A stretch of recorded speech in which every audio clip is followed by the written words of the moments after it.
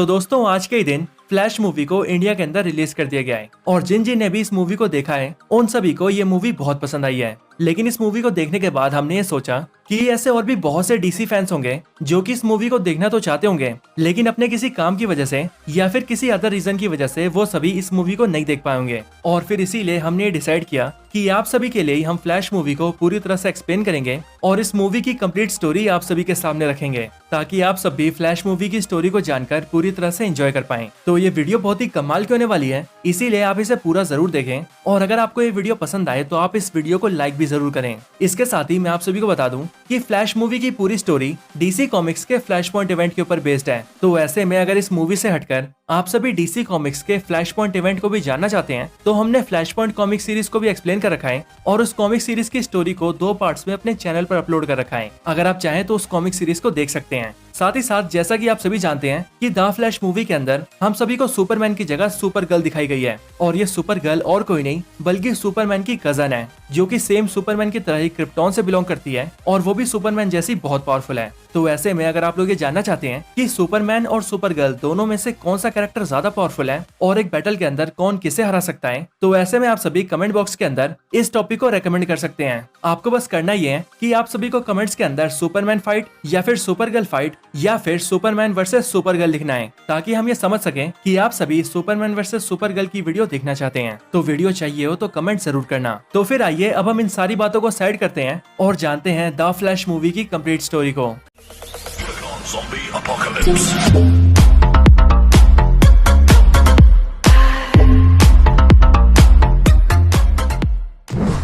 तो मूवी के स्टार्ट होते ही हम सभी बैरी को देखते हैं जो कि अपने ऑफिस जाने के लिए तैयार होकर सीधा पास के एक बेकरी शॉप में जाता है और वहां जाकर अपने लिए एक सैंडविच का ऑर्डर देता है। और अब जैसा कि आप सभी ये जानते हैं कि क्योंकि बैरी के पास सुपर स्पीड की पावर्स हैं, इसीलिए वो जब भी तेज भागता है तब उसकी बॉडी के अंदर से बहुत सारी कैलोरीज बर्न होती है और इसीलिए उसे बहुत जल्दी जल्दी भूख भी लगती है जिस वजह से वो जल्दी जल्दी खाता भी रहता है। इस बेकरी शॉप में आकर बैरी अपने सैंडविच का ऑर्डर देता है और उसे रिसीव करने के लिए खड़ा होता है। लेकिन फिर तभी बैरी को एल्फ्रेड का कॉल आता है जो कि बैरी को बताता है कि गौथम शहर के अंदर एक काफी बड़ी रॉबरी हो गई है और एक चोर ने काफी खतरनाक चीज को चुरा लिया है। और वैसे तो उस चोर को पकड़ने के लिए बैटमैन गया है लेकिन उसे पकड़ने में बैटमैन को बैरी की जरूरत है। लेकिन एल्फ्रेड की ये बात सुनकर बैरी उससे कहता है कि अभी वो अपने ऑफिस जा रहा है और इसीलिए एल्फ्रेड को अभी जस्टिस लीग के बाकी मेंबर्स की हेल्प मांगनी होगी क्योंकि वो अपने ऑफिस के लिए पहले ही लेट हो चुका है। लेकिन ये सुनने के बाद एल्फ्रेड बैरी को बताता है कि जस्टिस लीग के सारे मेंबर्स अभी बहुत बिजी हैं और इसीलिए बैटमैन चाहता है कि फ्लैश जल्दी से वहां पर आए।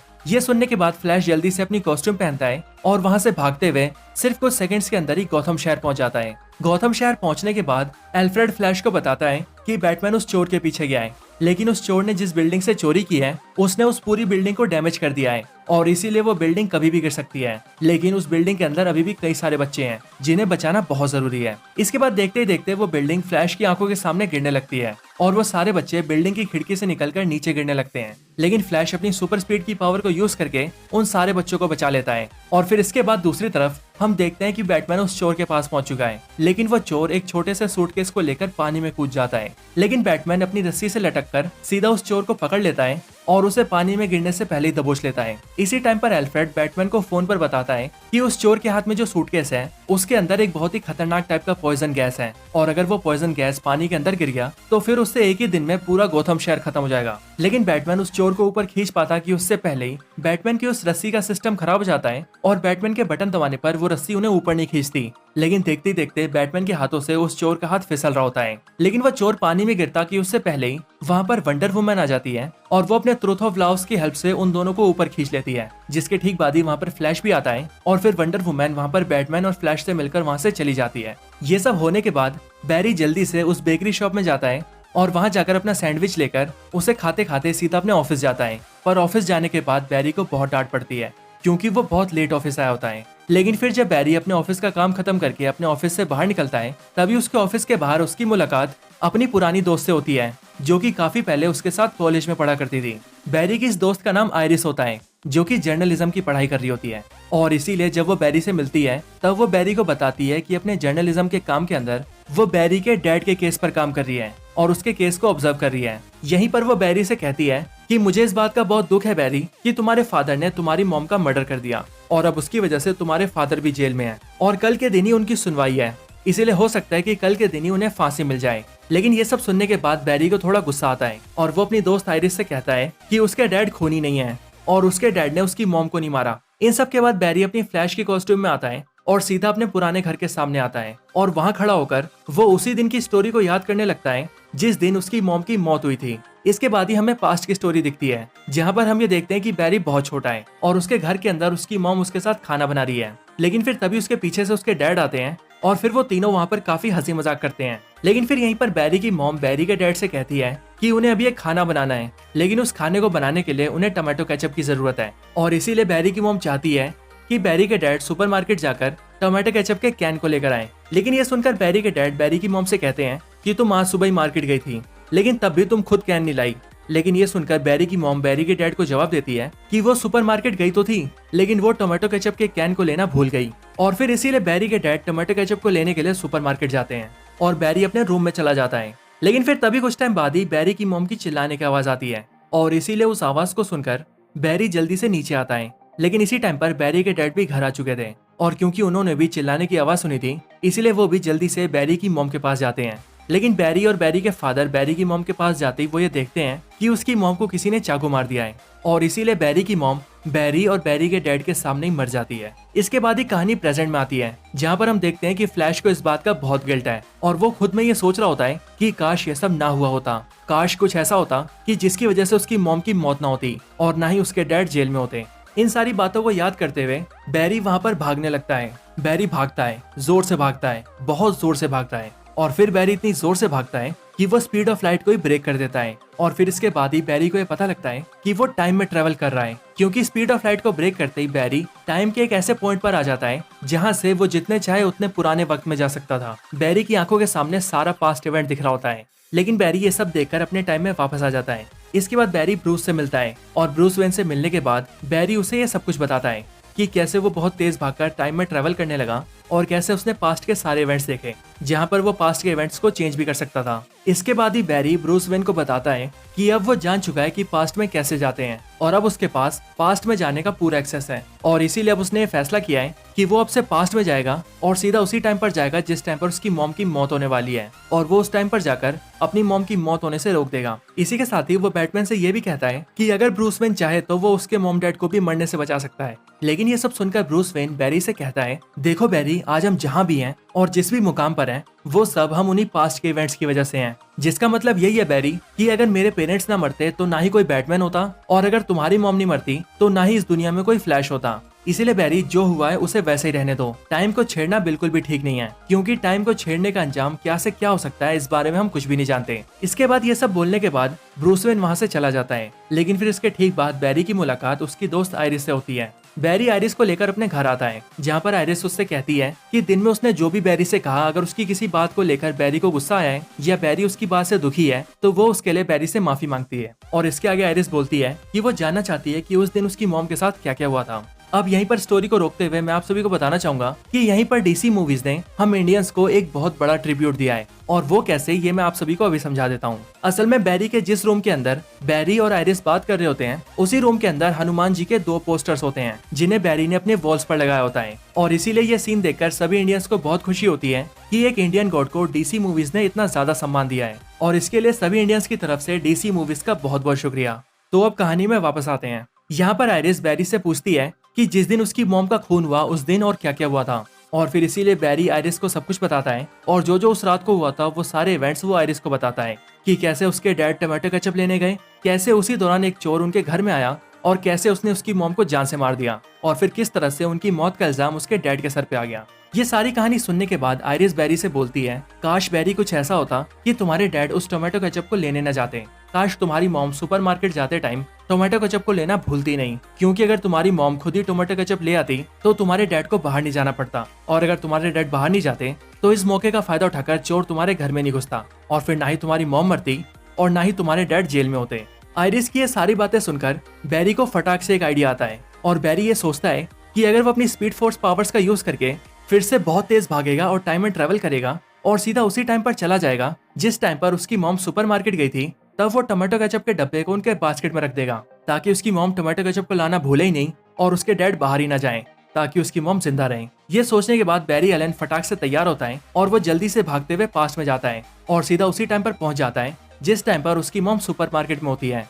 और फिर उसी टाइम पर वो अपनी सुपर स्पीड यूज करके टोमेटो केचप के कैन को अपनी मॉम के बास्केट में डाल देता है। और फिर ये करने के बाद बैरी अपने टाइम में वापस आ रहा होता है। लेकिन जब बैरी अपने टाइम में वापस आ रहा होता है तभी एक पॉइंट ऑफ टाइम के अंदर एक मिस्टीरियस और अनजान सा आदमी बैरी को एक जोरदार धक्का देता है, जिस वजह से बैरी टाइम के फ्लो से बाहर गिर जाता है। और फिर वो सीधा अपनी दुनिया के एक ऐसे टाइम में पहुंच जाता है जिस टाइम पर बैरी एलन 18 साल का होता है। इस टाइम पर आने के बाद बैरी सीधा अपने घर जाता है और वहां पहुंचते ही वो अपनी मॉम और डैड को देखता है। उन दोनों को देखते ही बैरी को बहुत खुशी होती है और वो ये सोचता है कि आखिरकार उसने अपनी मॉम की जान बचाई ली। इसके बाद वो अपने मॉम डैड से मिलता है और फिर वो उनके साथ खाना भी खाता है और काफी देर बातें भी करता है। लेकिन फिर तभी बैरी शीशे के बाहर ये देखता है कि उस टाइम का बैरी यानी कि 18 साल का बैरी अपने घर आ रहा है। अब यहाँ पर दो बैरीज को देखकर आपको कंफ्यूजन ना हो, इसीलिए हम अपने टाइम के बैरी को बैरी ही कहेंगे और जो बैरी इस टाइमलाइन से बिलोंग करता है यानी कि 18 साल का बैरी, उस बैरी को हम छोटा बैरी कहेंगे, क्योंकि 18 साल का ये बैरी अभी सिर्फ कॉलेज में है। छोटे बैरी से मिलने के बाद बैरी उसे साइड में ले जाता है और चुप रहने के लिए कहता है। लेकिन छोटा बैरी अपने जैसे आदमी को देखकर बहुत ज्यादा चौंक जाता है और बैरी को देखकर उसे कुछ भी समझ नहीं आता। लेकिन फिर तभी बैरी छोटे बैरी को लेकर अपने रूम में जाता है और फिर वो उसे सारी कहानी समझाता है। लेकिन बैरी छोटे बैरी को ये नहीं बताता कि उसके टाइम में उसकी मॉम मर चुकी थी और वो इसीलिए अपनी मॉम को बचाने आया था। पर छोटा बैरी से कई बार पूछता है कि आखिरकार उसका फ्यूचर विजन टाइम में पीछे क्यों आया है। और फिर कई बार पूछे जाने के बाद बैरी उसे ये बोलता है कि वो टाइम में क्यों पीछे आया ये वो उसे नहीं बता सकता। और वो इसीलिए क्योंकि अगर उसने छोटे बैरी को ये बता दिया कि वो टाइम में क्यों पीछे आया है तो इससे टाइम और स्पेस में बहुत सारी गड़बड़ियां हो सकती है। इसके बाद बैरी छोटे बैरी से उसका हालचाल पूछता है और वो उससे पूछता है कि उसकी लाइफ के अंदर क्या क्या चल रहा है। और जब छोटा बैरी उसे सब कुछ बताता है तब बैरी को ये पता लगता है कि उसकी मॉम के जिंदा रहने की वजह से बैरी के अंदर काफी चेंजेस आ चुके हैं। वो बहुत ज्यादा मजाकिया बन चुका है, कॉलेज में काफी पॉपुलर हो चुका है और जिस लड़की के ऊपर बैरी का अपने कॉलेज टाइम में क्रश था, छोटा बैरी उसके साथ भी दोस्ती कर चुका है। लेकिन फिर बातचीत के दौरान ही बैरी का ध्यान बाहर जाता है और वो ये देखता है कि बाहर का मौसम बहुत खराब है और हर तरफ बिजली कड़क रही है। ये देखते ही बैरी छोटे बैरी से टाइम और डेट पूछता है और फिर जैसे ही छोटा बैरी को टाइम और डेट बताता है वैसे ही बैरी छोटे बैरी से कहता है कि ये वही दिन है जिस दिन मुझे पावर्स मिली थी, यानी कि 29 सितंबर, और इसीलिए मुझे किसी भी हालत में तुम्हें भी पावर्स दिलवानी होंगी, क्योंकि अगर तुम्हें पावर्स नहीं मिली तो इसका मतलब ये होगा कि पास्ट में मुझे कभी पावर्स मिली नहीं है, और अगर मुझे पास्ट में कभी पावर्स मिलेंगी नहीं तो इस प्रेजेंट टाइम में मेरे पास पावर्स रहेंगी कैसे, जिसका सिंपल मतलब यही होगा कि अगर तुम्हें पावर्स नहीं मिली तो मैं अपनी पावर्स भी खो दूंगा, और अगर ऐसा हुआ तो मैं अपने टाइम में वापस नहीं जा पाऊंगा, और इसीलिए छोटे बैरी तुम्हारा पावर्स को हासिल करना बहुत जरूरी है। इसके बाद ही बैरी छोटे बैरी को लेकर सीधा लैब के अंदर जाता है, ठीक उसी रिसर्च सेंटर के अंदर जिस सेंटर के लैब के अंदर बैरी को उसकी पावर्स मिली थी। इसके बाद ही बैरी छोटे बैरी के लिए सब कुछ सेटअप कर देता है और वो खिड़की के दरवाजे खोल देता है ताकि बिजली सीधा कड़कते हुए बैरी के सामने रखे केमिकल्स पर पड़े और फिर वो बिजली केमिकल्स के साथ मिक्स होकर बैरी की बॉडी में जाए ताकि बैरी को सुपर स्पीड की पावर्स मिले। लेकिन जैसे ही छोटे बैरी को ये पता लगता है कि उसे बिजली का झटका लगने वाला है, वैसे ही वो इधर उधर भागने लगता है और फिर इसीलिए बैरी उसे शांति से बिठाता है और वो उसे समझाता है कि उसे कुछ नहीं होने वाला। लेकिन फिर उसी टाइम पर बिजली कड़कती है और एक बिजली का जोरदार झटका उनकी लैब के अंदर आ जाता है और सीधा छोटे बैरी को जाकर लगता है। लेकिन क्योंकि इस टाइम पर अपना बैरी छोटे बैरी के सामने खड़ा होता है, इसीलिए वो बिजली का झटका बैरी की बॉडी से होते हुए पास होता है और फिर इसका रिजल्ट ये निकलता है कि छोटे बैरी को तो स्पीड फोर्स की पावर्स मिल जाती है और वो फ्लैश बन जाता है। लेकिन जो बड़ा बैरी होता है वो अपनी सारी पावर्स खो देता है और वो एक नॉर्मल सा इंसान बन जाता है। ये जानने के बाद कि बैरी अपनी पावर्स खो चुका है, बैरी बहुत ज्यादा दुखी हो जाता है, क्योंकि अगर बैरी की पावर्स उसके पास नहीं होंगी तो वो अपने टाइम में वापस नहीं जा पाएगा, और इसीलिए बैरी ये सोचने लगता है कि उसे कुछ भी करके अपनी पावर्स को हासिल करना होगा। लेकिन जब बैरी ये सब सोच ही रहा होता है तभी वो टीवी पर एक न्यूज देखता है जिस न्यूज में ये बताया जाता है कि जनरल जॉर्ड पृथ्वी पर आ चुका है और वो भी अपनी पूरी आर्मी के साथ, और जनरल जॉर्ड अर्थ वालों से कह रहा है कि वो यहाँ पर अपनी अमानत लेने आया है, अपनी उस अमानत को जो कि सालों पहले यहाँ पर आ गई थी, और अगर पृथ्वी वासियों ने उसे उसकी अमानत नहीं दी तो फिर वो पूरी पृथ्वी को ही तबाह कर देगा। ये न्यूज सुनते ही बैरी ये समझ जाता है कि जनरल जॉर्ड यहाँ पर सुपरमैन की बात कर रहा है और वो पृथ्वी पर सुपरमैन को लेने आया है, और अगर सुपरमैन उसे नहीं मिला तो वो पूरी पृथ्वी तबाह कर देगा। ये सोचने के बाद बैरी ये सोचता है कि लास्ट टाइम जब जनरल जॉर्ड यहाँ पर आया था तब उसका मुकाबला सुपरमैन से हुआ था, लेकिन सुपरमैन की लाख कोशिशों के बाद भी जनरल जॉर्ड और उसकी आर्मी ने मिलकर हमारी दुनिया के हजारों और लाखों लोगों को मार दिया था, और कई सारे लोग बैरी की आंखों के सामने भी मर गए थे। और फिर इसीलिए बैरी छोटे बैरी को ये सारी बात बताते हुए उसे ये समझाता है कि इस बार कुछ भी करके उसे जनरल जॉर्ड को रोकना होगा, और वो इसीलिए क्योंकि इस दुनिया के अंदर उसके मॉम और डैड रहते हैं और बैरी किसी भी हालत में उन्हें कुछ नहीं होने देगा। इसके बाद ही बैरी ये डिसाइड करता है कि वो इस बार सारी जस्टिस लीग को एक साथ लेकर आएगा, क्योंकि पिछली बार सुपरमैन जनरल जॉर्ड और उसकी आर्मी के सामने अकेला पड़ गया था, लेकिन लेकिन इस बार अगर जस्टिस लीग मिलकर इनका सामना करेगी तो शायद वो लोग जल्दी से इन्हें हरा देंगे। इसके बाद ही बैरी सारे जस्टिस लीग के मेंबर्स को ढूंढता है और उनके बारे में नेट पर रिसर्च करता है, लेकिन इंटरनेट पर देखने के बावजूद भी बैरी को ये पता लगता है कि इस दुनिया के अंदर कोई भी जस्टिस लीग नहीं है। और वो इसीलिए क्योंकि जस्टिस लीग के जो मेंबर्स हैं उनमें से फ्लैश को अभी अभी पावर्स मिली है, सुपरमैन का कोई अता पता नहीं है, वंडर वुमन के बारे में कोई नहीं जानता, साइबोर्ग को अब तक उसकी पावर्स नहीं मिली है और एक्वामैन इस दुनिया में पैदा ही नहीं हुआ है। लेकिन यहाँ पर भी एक बैटमैन है, लेकिन वो कहाँ रहता है इस बारे में कोई नहीं जानता। बैटमैन के बारे में जानते ही बैरी छोटे बैरी को लेकर सीधा वेन मैंशन में जाता है और वहाँ जाते ही उसकी मुलाकात बूढ़े बैटमैन से होती है और वो बूढ़ा बैटमैन और कोई नहीं बल्कि माइकल कीटन का बैटमैन होता है। बैटमैन से मिलने के बाद बैरी उसे समझाता है कि किस तरह से वो पास्ट में आया और किस तरह से उसने अपनी मॉम को मरने से बचाया, लेकिन उसके ये सब करने की वजह से पता नहीं क्यों पूरी दुनिया में बहुत कुछ बदल गया है। लेकिन फिर जैसे ही बैटमैन बैरी की ये सारी बातें सुनता है तब उसके बाद वो बैरी को समझाता है कि देखो बैरी, टाइम कभी भी एक तरफ से काम नहीं करता। तुमने ये सोचा होगा कि तुम जिस इवेंट को चेंज करोगे उसके आगे के आने वाले सारे इवेंट्स चेंज हो जाएंगे, और ये बात सच तो है लेकिन आधी सच है। और वो इसीलिए बैरी क्योंकि जब भी टाइम का कोई इवेंट चेंज होता है तब उसकी वजह से ना सिर्फ उसके आगे के इवेंट्स चेंज होते हैं, उसके पहले के इवेंट्स भी चेंज हो जाते हैं। यानी कि टाइम के एक इवेंट को चेंज करने का मतलब है उसके पास्ट और प्रेजेंट दोनों में चेंज होना। और इसीलिए जैसे तुमने टाइम में पीछे आकर अपनी मॉम के मरने वाले इवेंट को चेंज किया, वैसे ही उसकी वजह से ना सिर्फ उसके आगे के इवेंट्स चेंज हुए बल्कि उसके पहले के इवेंट्स भी चेंज हो गए। लेकिन फिर इसके बाद ही बैरी बैटमैन से कहता है कि जनरल जॉर्ड पृथ्वी पर आ चुका है और अगर उसे सुपरमैन नहीं मिला तो वो पूरी दुनिया को बर्बाद कर देगा और इसीलिए उसे कुछ भी करके सुपरमैन को ढूंढना ही होगा। इसके बाद बैटमैन बैरी से प्रॉमिस करता है कि वो सुपरमैन को ढूंढने में उसकी मदद करेगा। इसके बाद ही बैटमैन अपने डेटा को चेक करता है और ये पता लगा लेता है कि सालों पहले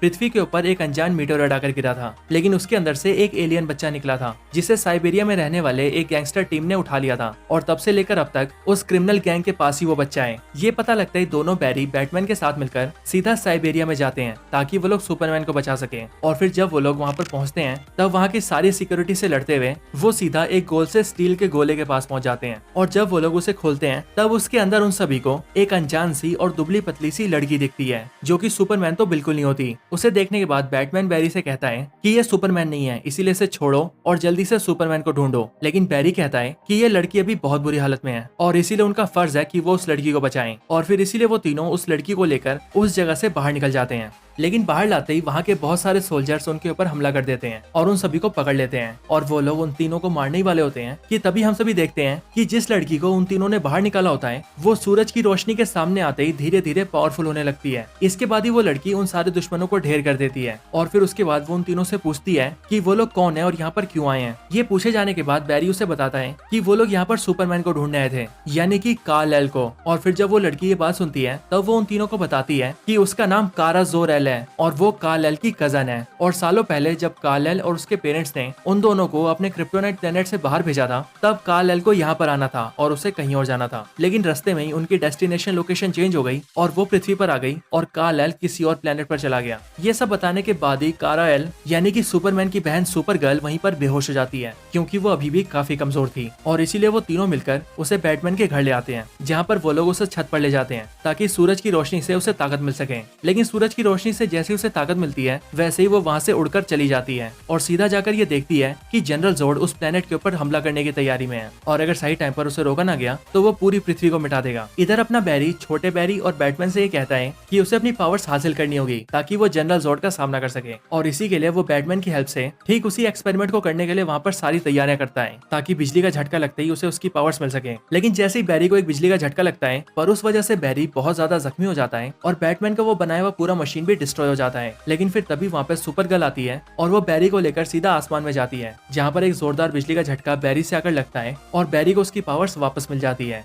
इसके बाद ही सुपर गर्ल बैरी को नीचे लाती है और वहाँ पर वो सभी से कहती है कि जनरल जोर्ड पूरी पृथ्वी को तबाह करने आया है और इसीलिए अब से वो भी उनका साथ देगी और जनरल जोर्ड से लड़ने में उनकी मदद करेगी। इसके बाद ही वो चारों मिलकर ये प्लान बनाते हैं कि कारा जोर-एल यानी कि सुपर गर्ल जनरल जोर्ड से लड़ेगी और टीम के बाकी 3 मेंबर्स जनरल जोर्ड की आर्मी को रोकेंगे। इसके बाद ही जनरल जोर्ड पृथ्वी के ऊपर हमला करना स्टार्ट कर देता है और वो धीरे धीरे करके पृथ्वी के हिस्सों को तबाह करने लगता है। ये देखकर फ्लैश और उसकी पूरी टीम उसे रोकने जाते हैं जिनमें सुपर गर्ल जनरल जोर्ड से लड़ती है और टीम के बाकी 3 मेंबर्स यानी कि फ्लैश, छोटा फ्लैश और बैटमैन तीनों मिलकर जनरल जोर्ड की आर्मी से लड़ते हैं। लेकिन इसी फाइट में लड़ते लड़ते जनरल जोर्ड सुपर गर्ल को जान से मार देता है और बैटमैन भी लड़ाई के अंदर मारा जाता है। लेकिन जैसे ही दोनों बैरी ये देखते हैं कि सुपर गर्ल और बैटमैन मर चुके हैं, वैसे ही वो ये समझ ही नहीं पाते कि अब आगे उन्हें क्या करना है। और फिर इसीलिए दोनों बैरी ये डिसाइड करते हैं कि वो फिर से टाइम में पीछे जाएंगे और बैटमैन और सुपर गर्ल को मरने से बचा लेंगे। और फिर ये दोनों बैरी ऐसा ही करते हैं, वो टाइम में पीछे जाते हैं और बैटमैन और सुपर गर्ल के मरने वाले इवेंट को चेंज कर देते हैं। लेकिन तब भी वो दोनों देखते हैं कि बैटमैन और सुपर गर्ल फिर से मर चुके हैं और उन दोनों के दूसरी बार मरते ही बैरी ये समझ जाता है कि उन दोनों का मरना किस्मत में लिखा है और ये एक ऐसा इवेंट है जिसे चाह कर भी बदला नहीं जा सकता। लेकिन छोटा बैरी फिर से पास्ट में जाने की बात करता है और इसीलिए वो फिर से बैरी को लेकर भागने लगता है। और फिर वो दोनों बैरी टाइम फ्लो के उसी पॉइंट पर पहुंच जाते हैं जहां पहुंचकर वो लोग टाइम में चेंजेस करते हैं। और फिर यहाँ आने के बाद छोटा बैरी बार बार ये कोशिश करता है और बैटमैन और सुपर गर्ल को बचाने का ट्राई करता है। लेकिन वो ये देखता है कि हर बार उन दोनों की मौत हो रही है और फिर इसीलिए बैरी छोटे बैरी को ये समझाता है कि तुम्हारा कोशिश करना बेकार है, क्योंकि मरना इन दोनों की किस्मत में लिखा है और हम दोनों लाख कोशिशों के बाद भी इस चीज को नहीं बदल सकते। छोटे बैरी, मैं ये समझ ही नहीं पा रहा था। मैं सोच रहा था कि मैं सब कुछ ठीक कर दूंगा, लेकिन मैं ये भूल गया था कि अपनी किस्मत को कोई नहीं बदल सकता। डेस्टिनी में जो लिखा है वो होकर ही रहेगा।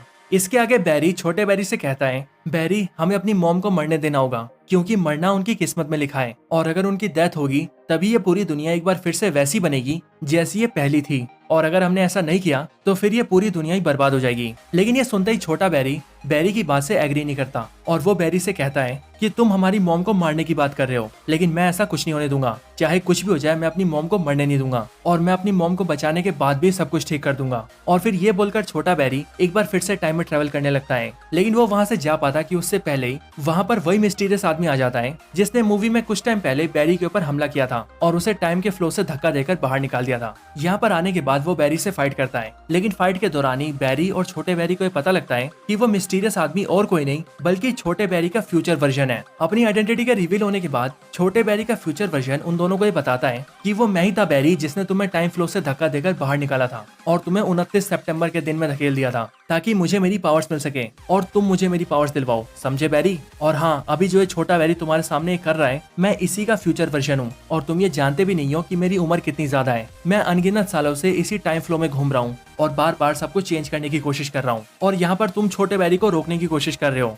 लेकिन अगर तुमने छोटे बैरी को रोक दिया तो इससे ना ही छोटा बैरी टाइम को ठीक करने की कोशिश कर पाएगा और फिर ना ही उससे मेरा क्रिएशन होगा। और इसीलिए बैरी, तुम हमारे रास्ते में ना आओ, इसीलिए मैं तुम्हें खत्म कर दूंगा। और फिर ये बोलने के बाद ही छोटे बैरी का फ्यूचर वर्जन बैरी को मारने के लिए आता है और एक हथियार से बैरी के ऊपर वार करता है। लेकिन उसी टाइम पर छोटा बैरी के सामने आ जाता है, जिस वजह से वो हथियार छोटे बैरी को लग जाता है और छोटे बैरी की जान चली जाती है। और क्योंकि छोटा बैरी मर जाता है, इसीलिए वो अनजान आदमी जो कि छोटे बैरी का फ्यूचर वर्जन था वो भी खत्म हो जाता है। अब इनके साथ ही यहीं पर जो इवेंट्स हो रहे हैं मैं आपको वो भी बता देता हूँ। असल में यहीं पर जब छोटा बैरी बार बार टाइम को चेंज करने की कोशिश कर रहा था, तब उसी की वजह से टाइम फ्लो पूरी तरह से बिगड़ चुका था, जिस वजह से यहीं पर हमें बहुत सारे यूनिवर्सेस दिखाए गए थे। और ये सारे यूनिवर्सेस उन्हीं सुपरमैन्स के थे जिन सुपरमैन्स को हमने पुरानी डीसी मूवीज के अंदर देखा है। और यहाँ पर एक एक करके हमें उन सारे सुपरमैन्स की भी झलक मिलती है और इन सबके यूनिवर्सेस टाइम फ्लो में होने वाली गड़बड़ी की वजह से आपस में टकराने लगे थे, जिसका मतलब इनकर्जन हो रहा था और ये इनकर्जन सब कुछ खत्म कर रहा था। लेकिन अब क्योंकि छोटा बैरी मर जाता है, इसीलिए छोटे बैरी का फ्यूचर वर्जन भी अपने अस्तित्व से गायब हो जाता है और फिर इसी वजह से देखते ही देखते इनकर्जन भी रुक जाता है और जो यूनिवर्सेस डिस्ट्रॉय हो रहे थे वो सभी पहले की तरह ही ठीक हो जाते हैं। इसके बाद बैरी ये डिसाइड करता है कि अब वो अपनी मॉम को मरने देगा ताकि सब कुछ ठीक हो जाए और पूरी दुनिया बच सके। और फिर इसी के लिए बैरी उसी टाइम में वापस जाता है जिस टाइम पर उसकी मॉम सुपरमार्केट जाती है और वहाँ पर वो देखता है कि बैरी का पहले वाला वर्जन बैरी की मॉम के बास्केट में उस टमाटो केचप को डाल देता है। लेकिन फिर उसके जाते ही बैरी वहाँ पर आता है जो कि अभी का बैरी होता है और वो उस टमाटो केचप को निकाल कर उसे फिर से उसकी शेल्फ में डाल देता है। लेकिन इस बार बैरी उस टमाटो केचप को उसकी शेल्फ में डालने की बजाय उसके एक ऊपर वाले शेल्फ में डाल देता है और फिर वो वहाँ से अपने टाइम में वापस आ जाता है। जिसके बाद जैसे ही वो अपने टाइम में आता है वैसे उसे पता लगता है कि सब कुछ ठीक हो चुका है। इसके बाद ही अगले दिन बैरी के डैड की हियरिंग होती है और जब बैरी वहाँ पर जाता है तब उसे पता लगता है कि बैरी के डैड के लॉयर को एक एविडेंस मिला है, जो एविडेंस उसे ब्रूस वेन की हेल्प से मिला है और वो एविडेंस होता है सुपरमार्केट की सीसीटीवी फुटेज। और अगर आपको याद हो तो मैंने कुछ टाइम पहले आपको बताया था कि जब बैरी ने टोमेटो केचप रखा था तब उसने उस टोमेटो केचप को उसकी शेल्फ में रखने की बजाय उसके ऊपर वाले शेल्फ में रखा था, जिस वजह से जब बैरी के डैड उस टोमेटो केचप को लेने जाते हैं तब वो टोमेटो केचप को ऊपर वाले शेल्फ से उतारने के लिए अपने मुंह को ऊपर करके अपने हाथ को बढ़ाते हैं, जिससे कि उस कैमरे के अंदर बैरी के डैड की फोटो आ जाती है और ये एक एविडेंस बन जाता है कि जिस टाइम पर बैरी की मॉम की डेथ हुई उस टाइम पर बैरी के डैड वहाँ पर नहीं थे। इसके बाद ही इस एविडेंस की वजह से बैरी के डैड को छोड़ दिया जाता है। इसके बाद ही बैरी बहुत खुश होता है, लेकिन तभी उसे ब्रूस वेन का कॉल आता है जो कि उससे कहता है कि वो उससे मिलने आ रहा है। ये सुनकर बैरी ब्रूस वेन से कहता है कि तुम जल्दी आओ क्योंकि मुझे भी तुम्हें बहुत कुछ बताना है। लेकिन जब ब्रूस वेन वहाँ पर आता है तब बैरी ये देखता है कि वो ब्रूस वेन नहीं बल्कि कोई और ही है, और इसीलिए वो ब्रूस वेन से पूछता है कि तुम कौन हो और आखिर ब्रूस वेन कहाँ है। लेकिन वो आदमी बैरी को बताता है कि वही ब्रूस वेन है, और आखिर बैरी को हो क्या गया है, वो उसे पहचान क्यों नहीं रहा है। और फिर यहीं पर हमें पता लगता है कि बैरी अपने एग्जैक्ट टाइम में वापस नहीं आया, और ऐसा इसीलिए हुआ है क्योंकि बैरी ने टमाटो केचप को उसके शेल्फ में रखने की बजाय उसके एक शेल्फ ऊपर रखा था, जिस वजह से डेस्टिनी फिर से चेंज हुई। और जहाँ डेस्टिनी के अकॉर्डिंग बैरी की मॉम के मरने के बाद बैरी के डैड को जेल जाना था और शायद से उन्हें फांसी भी होनी थी, वो इवेंट अब चेंज हो चुका है। और क्योंकि मैंने आप सभी को पहले ही बताया था